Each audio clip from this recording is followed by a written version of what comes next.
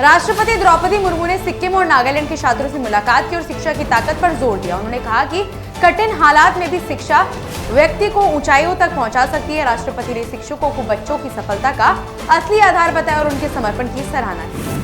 प्रधानमंत्री नरेंद्र मोदी ने कहा कि 22 सितंबर नवरात्रि के पहले दिन से नई जीएसटी दरें लागू होंगी, जो देश को दोहरी राहत और विकास की दिशा में आगे बढ़ाएंगे। पीएम मोदी ने कांग्रेस सरकारों के ऊंचे टैक्स से बिगड़ते बजट की तुलना करते हुए एनडीए सरकार की समय पर राहत को जनता के हित में बताया। भूटान के प्रधानमंत्री शेरिंग तोब्गे अपनी पत्नी के साथ अयोध्या पहुंचे और राम मंदिर में पूजा अर्चना की। उन्होंने रामलला और राम दरबार की आरती की, मंदिर की कलाकृतियों की सराहना की और सेल्फी भी ली। जोधपुर में राष्ट्रीय स्वयंसेवक संघ और संघ प्रेरित संगठनों की 3 दिवसीय बैठक शुरू हुई, जिसमें 32 संगठनों के अखिल भारतीय पदाधिकारी शामिल हैं। बैठक में राष्ट्रीय स्वयंसेवक संघ प्रमुख मोहन भागवत ने भी शिरकत की। दिल्ली के पूर्व मुख्यमंत्री अरविंद केजरीवाल ने बाढ़ प्रभावित क्षेत्रों में राहत शिविरों की व्यवस्थाओं की समीक्षा की और सरकार से समय पर खाना, पीने का पानी, मच्छर निवारण और अन्य सुविधाएं सुनिश्चित करने का आग्रह किया।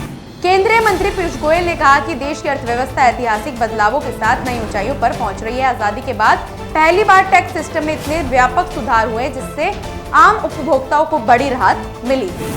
मुख्यमंत्री नायब सिंह सैनी ने गुरुग्राम में जिला लोक संपर्क एवं कष्ट निवारण समिति की बैठक में आम जनता की समस्याएं सुनी और उन्हें तुरंत हल कराने के लिए अधिकारियों को निर्देश दिए। उन्होंने कहा कि नागरिकों की समस्याओं का समाधान उनकी प्राथमिकता है।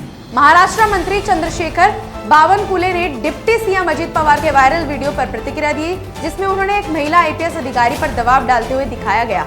ये वीडियो अवैध मुर्रम खुदाई रोकने की कार्रवाई के दौरान का बताया जा रहा है। बावनकुले ने इसे सत्ता का दुरुपयोग बताते हुए जांच की मांग की।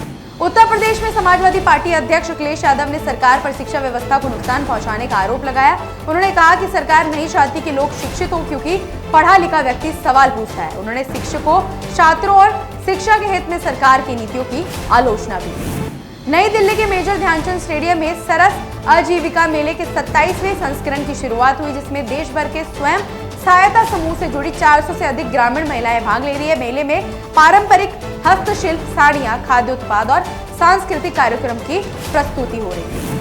हिमाचल प्रदेश के मुख्यमंत्री सुखविंदर सिंह सुक्खू ने कहा कि राज्य में आई भीषण आपदा ने भारी तबाही मचाई है। सरकार राहत कार्यों में पूरी तरह जुटी है।